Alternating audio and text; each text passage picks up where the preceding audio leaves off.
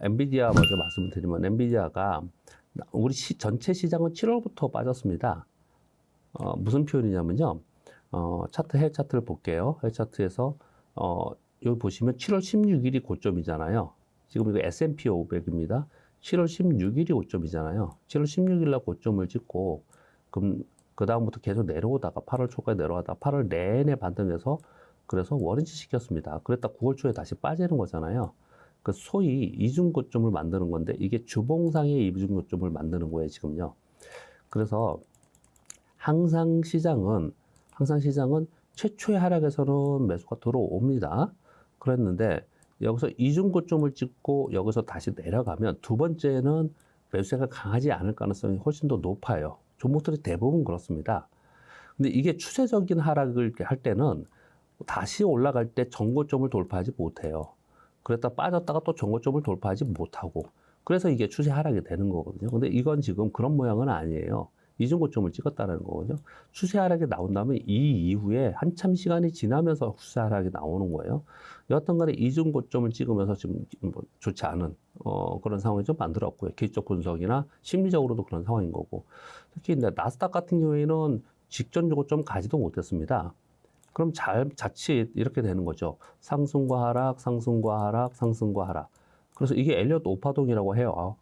지나고 나면 이상하게 그게 잘 맞아요. 그때는 모르는데, 여기 보시면 하락, 내려올 때도 하락, 반등, 하락, 반등, 하락. 오파동이잖아요, 이게. 소위 말 엘리어트의 오파동, 파동이론이에요. 근데 이번에 길게 보면은 1, 2, 3, 4, 5까지 가고 또 갔단 말이에요. 그럼 이게 이제 끝나고, 여기 있는 여기서부터 여기까지, 여기부터 여기까지를 제가 여기 다시 그려볼게요. 왜냐면 이 옆으로는 그림이 안 그려지니까. 그래서 이렇게 지금 이렇게 갔다가 여기서 전고점 돌파 못 했잖아요. 그래 놓고 만약에 직전 저점을 여기서 깨버리면 이제부터 1번 하락, 반등, 2번 하락, 반등. 이렇게 되지 않을까라는 게 지금 이제 우려인 거예요. 특히 기술주들이 이걸 만들어내기 때문에 이런 거거든요. 근데 미국의 시장의 기준을 S&P 500으로 합니다. 그래서 S&P 500에서는 그런 모양이 없어요. 근데 기술주에서 그런 모양이 있는 거예요. 그러니까 이제 기술주에 대한 염려를 하는 거고, 그 기술주에 대한 염려가 소위 반도체주들이 그렇게 나오는 게 아니냐라는 거거든요. 그래서 지금 다시 돌아가서 엔비디아를 보면은 7월 16일부터 시장이 빠졌는데, 엔비디아는 그 전에 6월 달에 고점을 찍고 내려왔단 말이에요. 그래서 이 거래를 보면서 계속 이렇게 말씀을 드리는 게, 얘가 빠졌다가 첫 번째 반등 준단 말이에요. 그런데 직전 고점을 돌파하지 못했어요. 그래서 주도주가 먼저 매도가 나온 거죠. 그래서 여기에 우리가 하지 못한다 하더라도, 뭐 어떤 대응을 하지 않았다 하더라도, 또는 여기서 어떤 시그널을 못 봤다 하더라도 직전 고점을 돌파하지 못하고 떨어진 거 보니까, 그리고 이번에도 전고점을 가지 못하고 좀 떨어지고 있잖아요. 자, 이러면 진짜 이게 꺾인 게 아니냐라고 생각을 하고 그런 우려가 지금 있는 거거든요. 자, 그러면 이제 저의 의견을 간략하게 말씀을 드리겠습니다. 이미 말씀을 좀 드렸는데요. 소위 엔비디아와 연결된 엔비디아가 이렇게 뜬 건 처음에 챗 GPT가 나온 거잖아요. LLM, 고대 언어 모델이라고 하는 그 챗 GPT가 나오면서 대량의 그 반도체가 필요한 거예요. HBM 들어간 가속기가 필요한 거잖아요.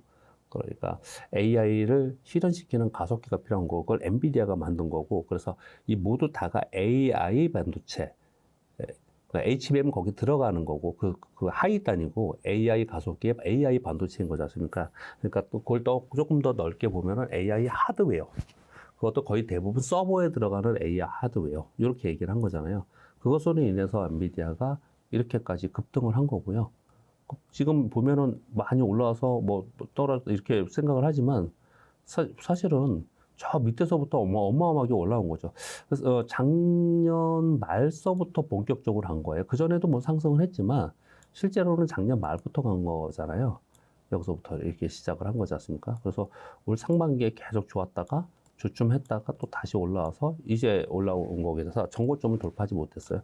먼저 기술적 분석으로 지금 설명을 드리고 있는데, 직전 고점을 돌파하지 못하면은 그러면 추세 하락 개연성이 있거든요. 근데 이제 만약에 엔비디아라고 하는 주식이 이제부터 꺾여가지고 얘가 일봉에서가 아니고요. 주봉에서 여기서 하락했는데 그랬다가 반등했다가 또 하락했어. 그래서 지금 요걸 그려보면 이렇게 하락했다가 반등했는데 직전의 저점이 지금 얼마냐면 90달러거든요. 90달러 아래로 떨어지면은 그 다음에 이건 완전 추세로 가버려요. 그렇게 추세로 가버리거든요. 지금 그렇게 될지 안 될지에 대해서 고민을 하고 있는 거고 그렇게 될 가능성이 있다라는 쪽의 의견들도 막 얘기를 하고 있는 거예요. 그런데 지금 월가에 나오는 모든 자료들을 보면은 엔비디아 목표 주가를 다 높이고 있습니다. 140달러, 옛날로 따지면 1,400달러죠. 150달러, 무려 170달러까지도 다 높이고 있는 상황인 거고 엔비디아가 뭐 이번에 꺾여 내려오면서 수세 하락한다 이렇게 보는 게 하나도 없어요. 그런 거 없습니다. 다만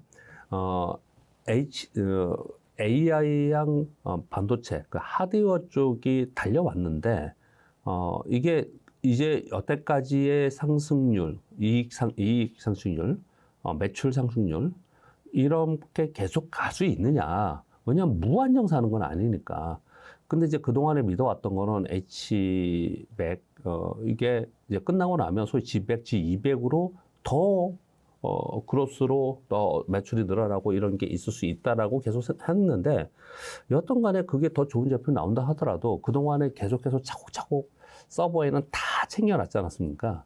그러니 이제 앞으로의 매출은 둔화될 가능성이 있다. 즉 매출 성장률이 둔화될 수 있다. 이렇게 얘기를 좀 하면서 꺾인 거예요. 자, 이걸 종합해 보면 어떤 거냐면 성장률이 둔화되면은 그럼 여기가 얘가 성장이 한계였느냐? 이 가격이 성장이 한계였느냐? 그렇지 않거든요. 왜냐하면 이런 기업들은 계속해서 새로운 기술 혁신으로 새로운 제품을 만들어서 새로운 매출을 일으키려는 그런 노력들을 계속 하고 있는 거기 때문에 그렇지 않거든요. 그러면 일종의 이런 거죠. 제가 표현을 어떻게 드렸냐면 우리 그 2차전 전기차의 캐즘 얘기했지 않습니까? 근데 여기 AI 반도체 그 중에서 하드웨어 쪽은 일시적인 좀 낮은 깊은 캐즘이 아니고 캐즘이라는 건 연못의 그 깊은 골을 얘기하는 거잖아요. 근데 그런 깊은 골이 아닌 낮은 골 정도를 지나가고 있을 가능성이 상당히 있다. 그래서 지금은 AI 쪽은 그런 정도의 지나가는 과정을 겪고 있다라고 저는 생각을 합니다. 그래서 이게 저는 어떻게 보냐면은 얘가 저 밑에 보면은 여기서 한동안 있었지 않습니까? 한번 쫙 올라왔다가 여기 지금 가격을 보면은 75달러에서 80달러 사이에 이렇게 있었던 적이 한 번 있었잖아요. 이 박스권에 있었잖아요. 그래서 사실은 뭐 이걸 80달러까지 기다린다 이런 사람들도 있는데 이 직전 저점이 또 90달러거든요. 그래서 저는 이 엔비디아는 만약에 가면은 이 근처에 일시적으로 갈지는 모르겠는데 그리고 나서는 이제 직전 고점을 곧바로 돌파하는 거는 이제 시간이 꽤 걸릴 것 같고요. 이 안에서 소위 낮은 계점을 가지면서 왔다 갔다 하는 즉 박스권의 기간 조정으로 들어갈 가능성이 있다라고 저는 엔비디아를 생각을 해요. 자, 엔비디아를 설명을 한번 드리면서 일단 엔비디아는 그렇게 정리를 하고 설명을 드리면서 제가 다른 각도로 이 반도체를 계속 얘기를 한 거는 뭐였냐면요. 그 다음에 그러면 엔비디아가 이렇게 쉬고 나서 다음에 갈 때 AI에서 뭐가 그러면은 선두로 갈 거냐? 여전히 엔비디아다. 이렇게 뭐 얘기하는 사람들도 많이 있고 하지 않습니까? 근데 엔비디아가 갈지 아니면 엔비디아가 아닌 다른 게 갈지에 대해서 뭐 파야겠지만은 그래야겠지만 제가 생각하는 거는 엔비디아 플러스 뭐 알파 어떤 다른 종목도 A, B, C, D 또는 엔비디아는 세워놓고 다른 A, B, C, D 다른 게 나올 가능성이 상당히 있다라고 저는 생각을 합니다. 과거의 경험적으로도 상당히 많이 그랬고요. 그러니까 그걸 한마디로 표현을 하냐면 지금은 AI 가속기, 서버에 들어가는 AI 가속기, 엔비디아 즉 반도체 하드웨어 쪽만 계속 관심이 있었는데 점차로 시간이 지나가면서는 그렇게 해서 그 테크 기업들이, 빅테크 기업들이 서버를 다 쟁여놓고 그걸 가속기를 가져다가 이제 그걸 구현해서 서비스화해서 뭔가 서비스를 계속 만들어내지 않습니까? 그러면 그게 시간이 꽤 걸릴 거예요. 아마 그게 돈이 되려면은. 지금 여러분 다 아시다시피 그렇게 얘기를 하지 않습니까? 그러나 주식시장은 다 그걸 미리 반영하면서 미리 움직이거든요. 그러면 가장, AI 서비스를, 하드웨어는 여태까지 엔비디아가 했고, 이 소프트웨어 쪽에서 서비스를 가장 잘하고, 그래서 그걸 잘 이용해서 돈을 제일 많이 벌 기업이 어디인가, 시장에서 찾을 가능성이 상당히 있다라고 생각을 합니다. 그래서 다음에 움직일 때는 하드웨어만이 아니더라도 다음에 서비스 쪽이 움직일 거다. 이렇게 우리가 구분을 좀 할 필요가 있다고 생각하거든요. 그래서 사실 그 중에 애플 같은 경우에는 그런 기업 중에 하나라고 생각을 하고, 뭐 아마존도 그런 기업 중에 하나라고 생각을 해요. 그래서 이런 종류의 기업들이 친구 깔래면서 가는가, 요걸 보는 게 굉장히 중요하다고 생각하거든요. 그래서 한편으로는 그렇게 생각을 해요. 근데 자, 요게 미국에서는 어떻게 생각하느냐고 말씀을 주셨기 때문에 거기에 답변을 드렸고요. 그것과 더불어서 우리나라의 삼성전자와 SK 하이닉스에 대한 이 논쟁이 지금 있잖아요. 피크에 대한 논쟁. 그 논쟁은 약간 지난주 말씀드렸는데 다시 한번 말씀드리게 간략하게요. 저는 구분을 해야 할 필요가 있다고 생각합니다. 지금까지는 AI 가속기에 들어가는 반도체 위주로 움직였던 게 하나의 흐름이었고요. 만일 애플이나 아마존이나 이런 것들이 만약에 신고가를 다시 나는 상황이 된다. 그런 상황에 대해서 움직인다. 그러면 이제 서비스가 좋아지는 거잖아요. 그런 서비스가 좋아지는 AI가 비로소 서비스까지 간다. 그러면 그 시장이 활성화된다는 얘기는 AI 가속기만이 아닌 전반적으로 소위 맞춤형 AI, 그리고 소위 실생활에 우리가 직접 침투하는 AI, 여기에는 D램이 계속해서 더 많이 필요할 가능성이 높아요. 그런 것들이 현실화되는 과정 속에서 이 반도체, 범용 반도체도 좋아질 거다라고 얘기를 하면서, 그래서 SK하이닉스나 삼성전자도 여태까지는 HBM, 엔비디아에 대응하려고 계속 그랬는데 나머지들이 지금 안 되고 있으니까 나머지들을 대응하기 위해서 증설을 한다라는 얘기가 있었고, 지금 삼성전자는 지금 상황 봐가지고 좀 혹시 늦을 수도 있다 이런 얘기를 좀 하고 있는 상황인 거거든요.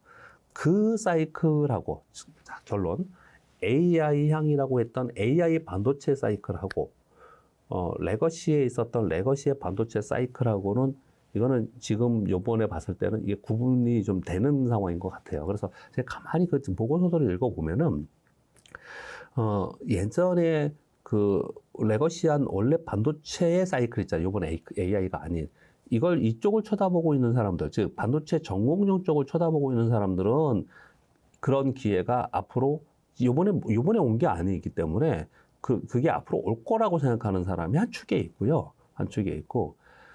그렇게 생각하지 않고, 야, AI 없이, 요번에 그 HBM 없이, 레거시한 구사양의, 구 반도체가, 범용 반도체라고 얘기하는, 그게 경기가 안 좋은데, 그게 어떻게 가냐. 그냥 AI로만 가야 된다.